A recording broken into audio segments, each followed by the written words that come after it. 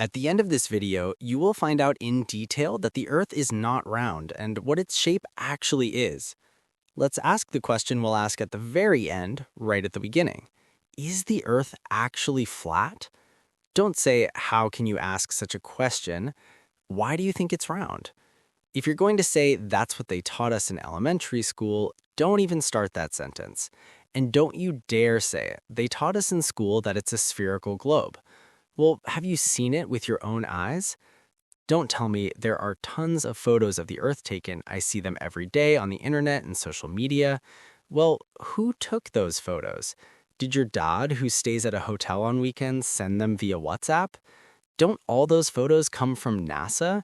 In other words, they are provided by a single organization. Well, have you ever looked at the United Nations map? Let's remember its logo right away. Before getting to the point, let's think again. Is the world flat or round? I'll put this little joke aside for now and move on to the facts, as always. If you expect me to endorse the claims made about the flat Earth and the responses to those claims, you're in the wrong place. In this video, we won't try to prove that the Earth is flat. If you want to hear flat Earth nonsense, you can find hundreds of videos and articles with a simple internet search or by entering simple prompts into AI applications. You can continue to deceive yourself by joining forums where endless debates take place. So let's first try to understand the flat Earth claim in broad terms. In summary, it is claimed that the Earth is actually flat like a plate, with the North Pole at its center and the South Pole surrounding it. There are dozens of so-called proofs presented for this claim.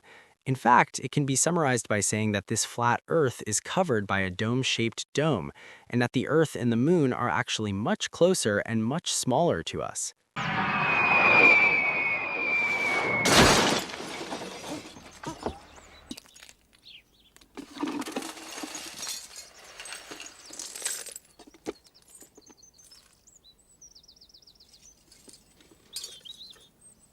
It may sound funny at first, but once you start watching the videos, once you start reading the articles one by one, once you start examining the claims, after about a month, on average, you become convinced and become the most ardent flat Earth advocate. Please turn off that video and listen to me. The first example I'll give is from science fiction writer Isaac Asimov.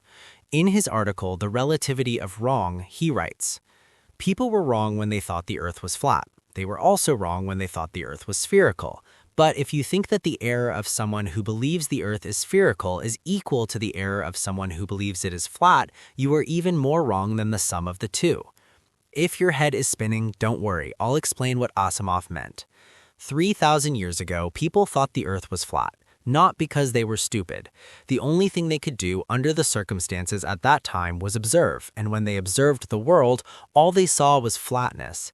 Even the Sumerians, known to be quite intelligent in history, who invented writing and were the most advanced civilization of their time, believed the world was flat. This was the first type of misconception that caught Asimov's attention. Because they were intelligent, they also doubted the situation. Some things they observed on Earth and in the sky did not satisfy them.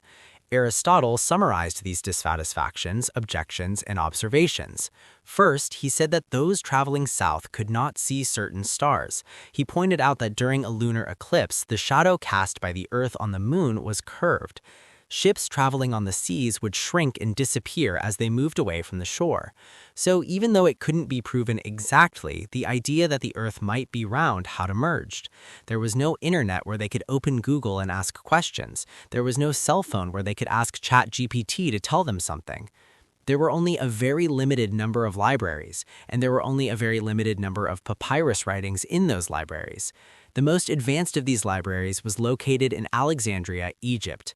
The person in charge of this library was a geographer named Eratosthenes. While examining the papyri in the library one day, this geographer, who lived in the 3rd century BC, found an interesting note.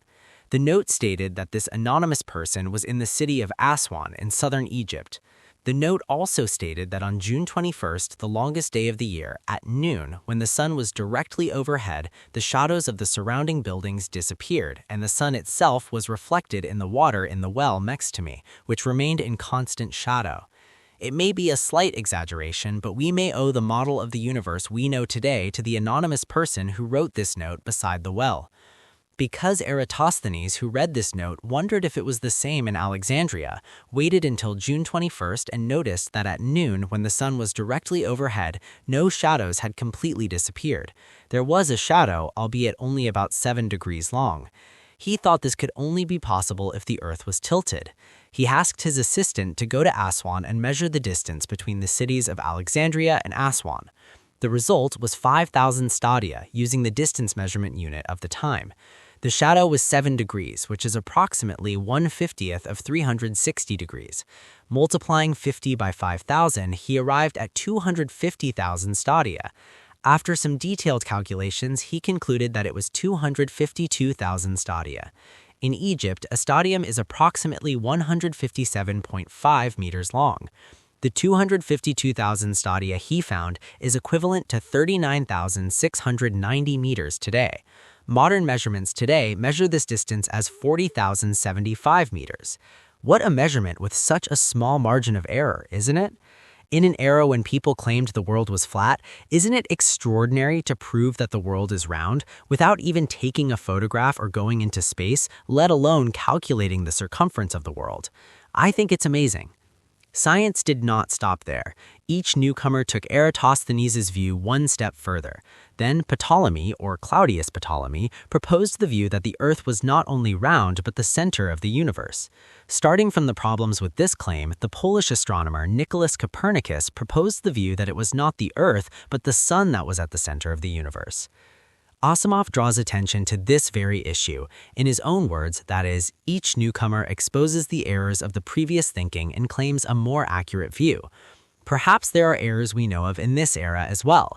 With the advancement of technology, new generations will put forward fewer erroneous geographical claims. Asimov points out that this race will never end. In other words, Asimov says that errors are relative, dependent on the conditions of the time. He states that as errors are corrected, humanity will arrive at a less erroneous model of the universe in the future. I'm talking to you, flat earthers. Stop dragging this out. You're fooling yourselves. Drop those ridiculous conspiracy theories like they're lying to us. Even Eratosthenes wouldn't believe stories like all photos of Earth taken from space are shot in Hollywood film studios. Haven't we even gone into space? Look, there are about 50 different countries with space agencies.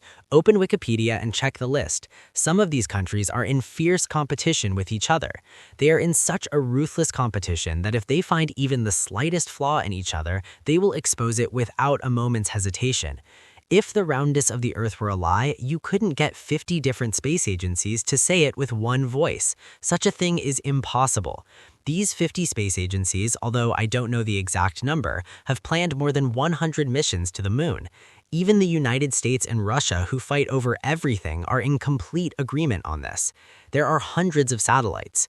What kind of agreement is this that you believe every single country is telling the same lie every single time? Wake up, Neo. I'm now revealing the true shape of the world. The shape of the world is slightly flattened at the poles, slightly bulging at the equator, unique, and in the terminology used in geography, a geoid. If this new YouTube channel I've created reaches 1,000 subscribers in a short time, I'll prepare a video that will debunk the biggest and most audacious lie of the flat earthers. Subscribe.